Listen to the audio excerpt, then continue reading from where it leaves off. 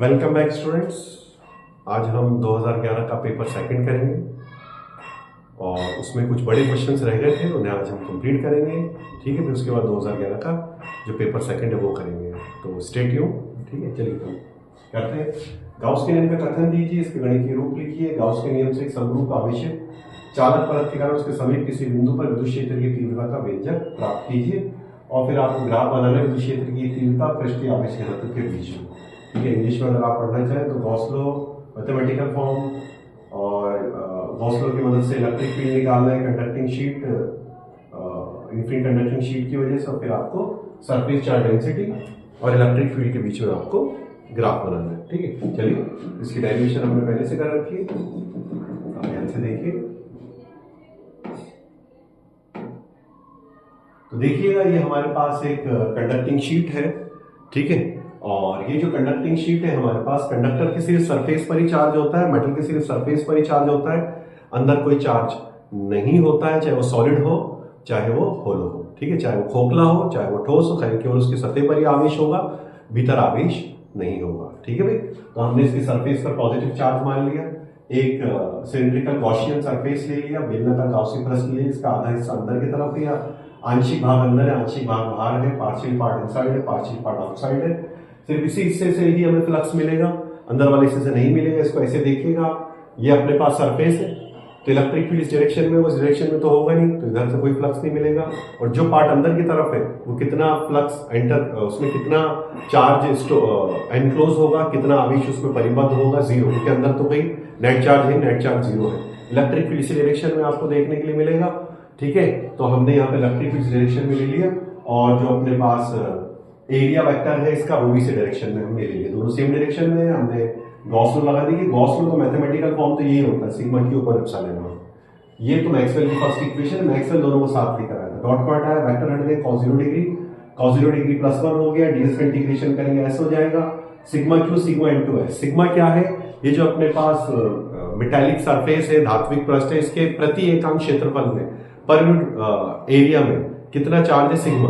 तो इसने कितना चार्ज एनक्लोज किया, जितना इसका एरिया होगा, इसके पर यूनिट एरिया में कितना है, सिग्मा।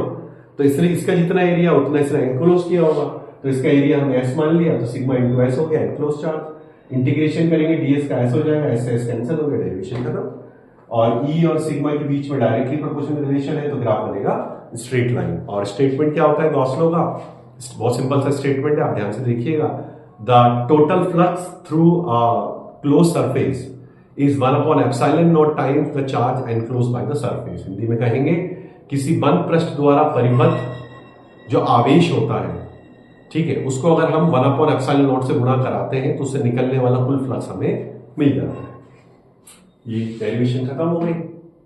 अगला देखिए, अगला सवाल क्या है अपने पास? अगला सवाल है हमारे पास कि विद्युत एवं द्विध्रुव आघूर्ण क्या है? समरूप विद्युत क्षेत्र में रखे विद्युत द्विध्रुव को उसके स्थायी साम्यावस्था में थीटा नॉट घुमाने में संपर्क कार्य गणना कीजिए। यदि घुमाव कोण का मान 90 डिग्री 180 डिग्री हो तो कार्य का मान क्या होगा? आंशिक चित्र बनाएंगे। यानी विद्युत द्विध्रुव और विद्युत द्विध्रुव आघूर्ण दोनों की डेफिनेशन पूछ रहा है और कार्य पूछ रहा है। समझाएंगे आपको क्या कहना चाह रहे हैं, सवाल पढ़ा रहे हैं आपको। What are electric dipole? Electric dipole moment, calculate the work done rotating electric dipole capturing uniform electric field। ठीक है, ये आपसे पूछ रहा है। स्टेबल इक्विलिब्रियम का मतलब होता है 0 डिग्री और 90 डिग्री 180 डिग्री का आपसे वैल्यू पूछ रहा है, और नेसेसरी डायग्राम के लिए है। चलिए देखिए, तो सबसे पहले तो हमारे पास ये इलेक्ट्रिक डायपोल क्या होता है, पिछले वीडियो में भी मैंने आपको बताया है, मेरे प्रीवियस वीडियोस में भी देख सकते हैं, पिछले पेपर में भी है। A pair of two charges having same magnitude opposite in nature separated by distance, इसको इलेक्ट्रिक डायपोल। ठीक है भाई, हिंदी में कहेंगे समान परिमाण विपरीत प्रकृति के आवेशों का ऐसा समूह जो एक दूसरे से निश्चित दूरी पे होता है। विद्युत द्विध्रुव हो गया, किसी एक आवेश के परिमाण और दोनों के मध्य की दूरी का जो गुणनफल है वो द्विध्रुव आघूर्ण कहलाता है। The product of magnitude of either charge and the separation between them is called electric dipole movement. ठीक है, हम आपसे क्या कह रहे हैं, क्या आपके पास यूनिफॉर्म इलेक्ट्रिक फील्ड है, उसमें एक डायपोल रखा है ग्रीन कलर में, और ये स्टेबल इक्विलिब्रियम में स्थायी साम्यावस्था में, यानी कि इसका डायपोल मूवमेंट इलेक्ट्रिक फील्ड के बीच में एंगल क्या है, 0 डिग्री। इसको घुमाया गया थीटा नॉट पर, तो घुमाने में कितना वर्क करना पड़ेगा आपको बताना पड़ेगा। वर्क तभी मानती है फिजिक्स जब कोई आपके अगेंस्ट हो, तो यहाँ पर एक टॉर्क लगेगा इलेक्ट्रिक फील्ड की वजह से जो इसको घुमाने का अपोज करेगा, घुमाने का अपोज करेगा, एक इलेक्ट्रिक फील्ड लगेगा इलेक्ट्रिक फील्ड की वजह से, एक टॉर्क लगेगा इलेक्ट्रिक फील्ड की वजह से, जिसको घुमाने का अपोज करेगा, एक हम लगाएंगे। तो जितना इलेक्ट्रिक फील्ड लगाएगी टॉर्क उतना हम लगाएंगे, बिल्कुल बराबर, वरना एक्सेलरेट हो जाएगा, एक्सेलरेट से इसको बचाना है। डब्ल्यू बराबर टाउ डी थीटा, टाउ की जगह पी साइन थीटा, और फिर हम इंटीग्रेशन करेंगे 0 से थीटा नॉट, टोटल वर्क निकालने के लिए साइन थीटा का integration minus cos theta, theta की जगह थीटा नॉट, माइनस पे पहले से माइनस के बीच में प्लस आ जाएगा, फिर थीटा की जगह 0 degree cos 0 degree plus 1, formula आ गया डब्ल्यू बराबर P 1 minus cos theta naught. फिर आगे देखिएगा 90 डिग्री कह रहा है तो थीटा नॉट की जगह 90 डिग्री रखते, कॉस 90 डिग्री 0, तो अपने पास हो गया डब्ल्यू बराबर पी की खाली 1 ही बचेगा, और कॉस 1 डिग्री जगह -1 रख दिया, -1 और ये माइनस प्लस हो गया, तो 1 + 1 2 की हो गया। ठीक है, आसान हो गया, तो आसान सा अपने पास सवाल। अगला सवाल देखते हैं। ठीक है, अगला सवाल क्या है, संधारित्र किसे कहते हैं, इसका सिद्धांत लिखे। ये मेरे प्रीवियस वीडियोस में, प्लीज आप उसमें जाके देख लीजिएगा, मिल जाएगा आपको। आवेशी संधारित्र में संग्रहित ऊर्जा के लिए व्यंजक प्राप्त करें, ऊर्जा कहां संग्रहित रहती है। समांतर पट्ट संधारित्र का नामांकित चित्र बनाइए, इसमें उत्पन्न विद्युत क्षेत्र की दिशा को प्रदर्शित कीजिए। अगले वाले में खाली ये विद्युत धारा को परिभाषित कीजिए, बता दूंगा आपको। ठीक है, और यहाँ पर what is capacitor, Exponent's principle, derive the expression for energy stored in a charged capacitor, where is the energy stored, draw level diagram of parallel plate capacitor, show the direction of electric field produced on it। चलिए देखिएगा, यहाँ पर ध्यान समझिएगा।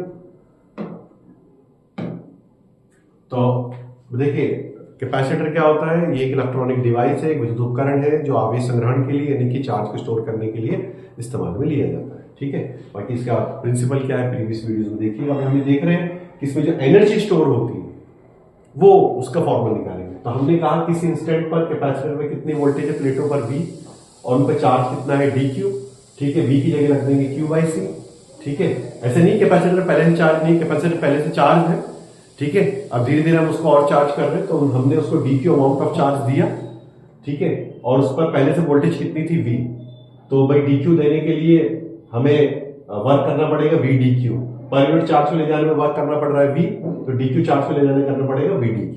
V की जगह लिख देंगे q/c, q पहले से उस पर चार्ज था, dq और दे रहे हैं, V की जगह रख देंगे q/c, q dq का इंटीग्रेशन कर देंगे 0 से q not maximum, q dq का इंटीग्रेशन q²/2c, इतना वर्क करते हैं उतनी स्टोर होती है पोटेंशियल एनर्जी। ये पैरेलल प्लेट कैपेसिटर, एक प्लेट पॉजिटिव एक plate negative, electric field plus से माइनस की तरफ डायग्राम बना दिया। और इलेक्ट्रिक कहाँ एनर्जी स्टोर होती है, ऊर्जा कहाँ संचित होती है, प्लेटों के बीच में, जहां पर कुचालक माध्यम होता है इंसुलेटिंग मीडियम, और इलेक्ट्रिक फील्ड होता है। ठीक है, इसका फॉर्मूला U बराबर ½ एप्सिलॉन E स्क्वायर, उससे आपको पता लग जाएगा कि हमें ऐसा ही हो रहा है एनर्जी डेंसिटी वाला। ठीक है भाई, और एक टॉपिक है इलेक्ट्रिक कैपेसिटी यानी कि विद्युत धारिता। तो क्या होती है विद्युत धारिता, आवेश संग्रहण करने की क्षमता के मापन को विद्युत धारिता कहते हैं। A measure of store of charge, capacity of store the charge, या हम ये कह सकते हैं a measure of ability to store the charge, charge को स्टोर करने की एबिलिटी को इलेक्ट्रिकल कैपेसिटी कहते हैं। ये हमने पूरा कर दिया है।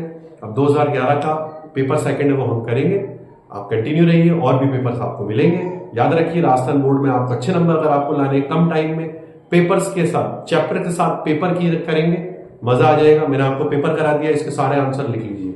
अब खुद के लिए एक टाइमर सेट कर दीजिए कि यार मुझे 1 घंटे में पेपर करना है।